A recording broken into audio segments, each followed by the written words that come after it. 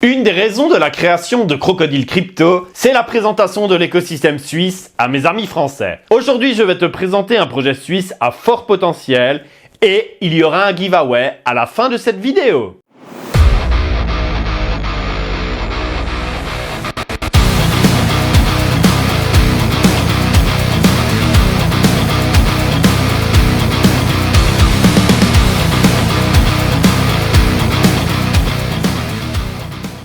Pour soutenir la chaîne, n'hésite pas à liker, à t'abonner et à activer la cloche.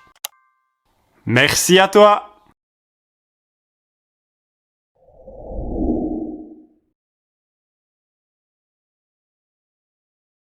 Salut les cryptonautes, j'espère que vous allez bien. J'ai découvert le projet OnDeFi lors d'une conférence sur la crypto au Gotham à Lausanne. C'est un espace de coworking innovant et un incubateur de start-up où il y a pas mal d'événements crypto. Pour comprendre ce que propose OnDeFi, on va tout d'abord parler de DeFi et de CeFi. La CeFi, ou finance centralisée, est la forme traditionnelle de services financiers.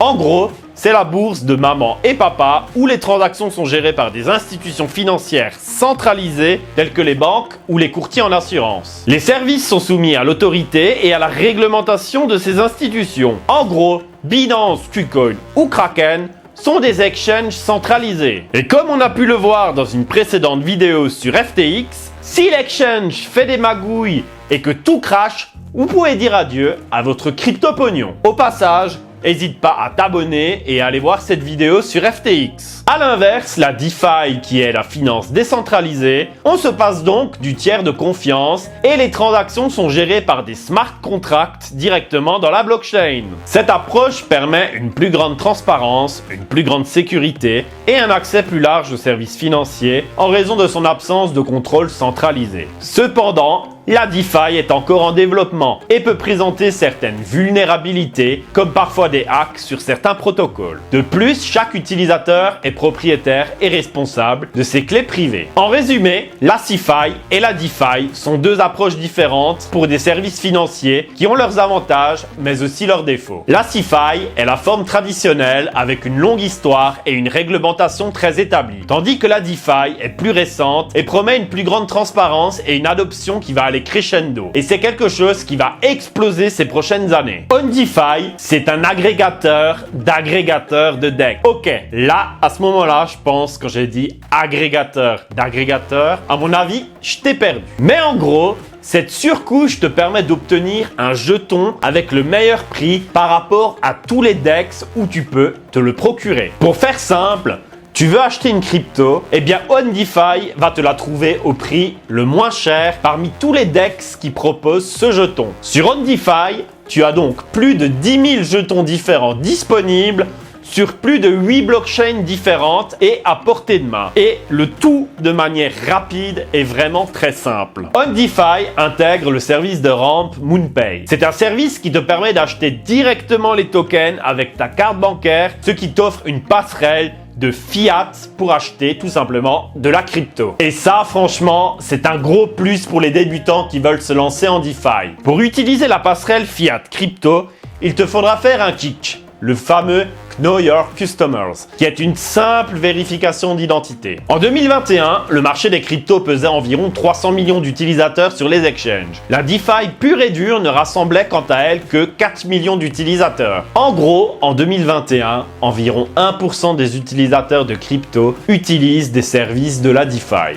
Et pourquoi cet écart est-il si grand? Eh bien c'est simple, c'est que la DeFi est relativement difficile d'accès et reste un univers très abstrait. Les connaissances requises pour utiliser un exchange décentralisé sont plus élevées que celles requises pour utiliser un exchange centralisé. Sur un DEX, il faut posséder un portefeuille numérique approprié et connaître son fonctionnement. Il faut penser à de nombreuses choses comme les frais de gaz, le slippage et être tout simplement capable de faire des transactions on-chain. Le détenteur d'un portefeuille numérique non custodial doit également prendre toutes les précautions nécessaires pour conserver sa clé privée en toute sécurité et est entièrement responsable de la protection de ses fonds. En En gros, vous avez intérêt à savoir vous servir correctement d'une ledger et pas signer n'importe quel smart contract. Sinon, je vais encore recevoir des messages au petit matin. Putain Raph, on m'a siphonné mon wallet, j'ai perdu toute ma crypto et mes NFT. Qu'est-ce que je peux faire en mode complètement paniqué? Ainsi, la plupart des investisseurs trouvent qu'il est plus simple de rester sur des SEX comme Binance, car ils n'ont rien à gérer. Mais avec le scandale FTX, je pense qu'un des narratifs à suivre pour le prochain bull run,